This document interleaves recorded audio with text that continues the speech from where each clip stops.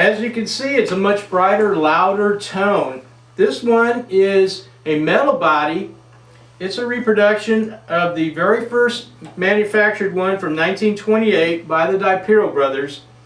This has an aluminum speaker cone down inside this section here, and the strings of the guitar ride on top of the aluminum speaker cone. That's what gives us the loud sound.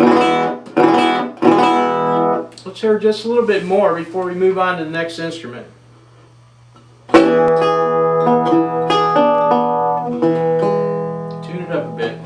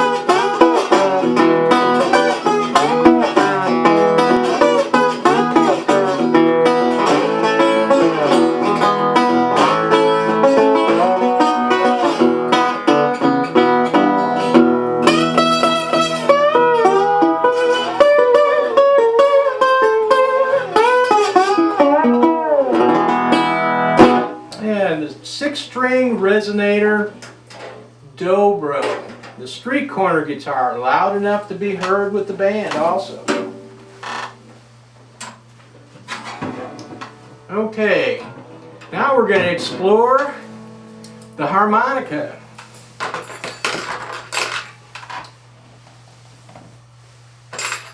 Harmonica was very, very common, easy to find in America, very inexpensive.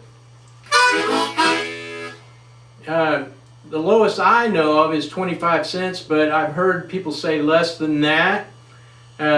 Generally started out being made in Germany, now they're made all over the world. Your entire band, a portable instrument for most styles of music, but especially known for the blues. You can carry this in your pocket, anywhere. Take your band with you. Let's listen to some blues harmonica.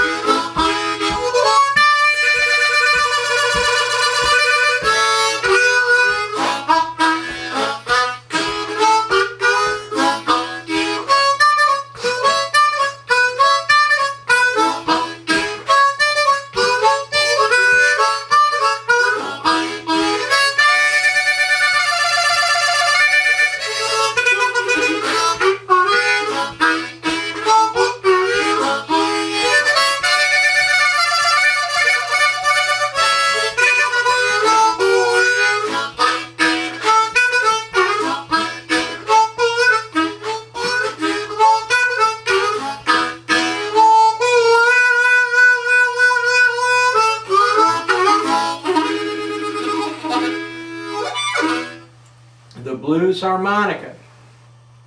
Interesting fact about the harmonica, as you can see, this one is labeled in A, large print for the blind dog. The harmonica plays by blowing in and sucking or drawing, and there's actually two sounds and two reed plates in the harmonica. When you blow, you get one group of notes, and when you suck or draw, you get one group of notes. In the folk style harmonica, which is called straight harp, the key that's on the front you're playing in, you start on the blow, is the key of A. That's what's labeled on the harp. But for blues, you have to count up, and those of you who know about music, count up 5 steps: A, B, C, D, and E. When you draw on the harp, you start in the key of E. So on blues harp, they play in a different key than what's written on it. This is known with a lot of people, but sometimes not known, and that's what creates the blues sound, starting on the draw or the sucking of the harmonica. So an A harmonica for blues would be the key of E. One more time.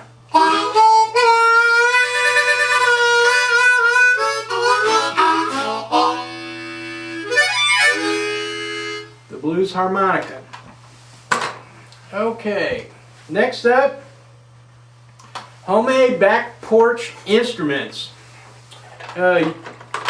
Years ago, if you didn't have enough money for instrument, music stores were rare. In the early days of Americana music, you'd have to save up for a long period of time and send into the Sears catalog to try and get an instrument. Well, if you couldn't get a catalog or the money together, then the other alternative was to make your own instrument. There's a lot of different instruments created all over the place that were made from just things around the house, and we'll have more of those as the show goes on. This one right here is my own invention. This is made with mostly general things you can buy at the hardware store. There's a couple new things added to it, guitar tuners. This is a tin can on a stick with a cigar box around it. Cigar box instruments are very popular. There's a big resurgence of people around the United States who are building all kinds of instruments with cigar boxes. This one I call the diddle stick. Blind Dog's back porch diddle stick. We're going to use a nail in our left hand and some picks in our right hand. And listen to diddle stick.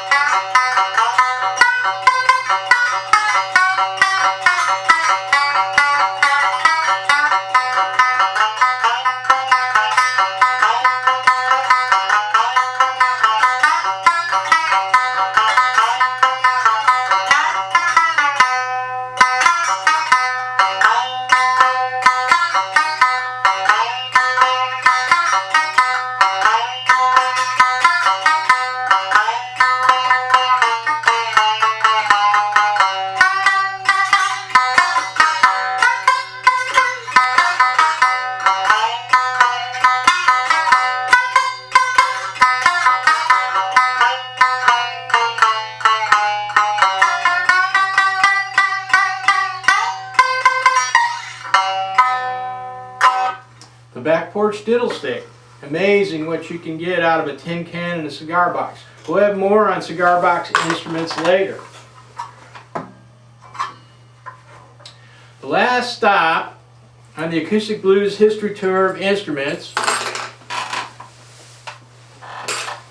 is the banjo. Now, a lot of people are not familiar with banjo and blues, but believe me, it was involved. Most people are familiar with what they call the 5-string banjo. This one happens to be a 6-string banjo. As far as we know, banjo probably came to the United States as an African-based instrument.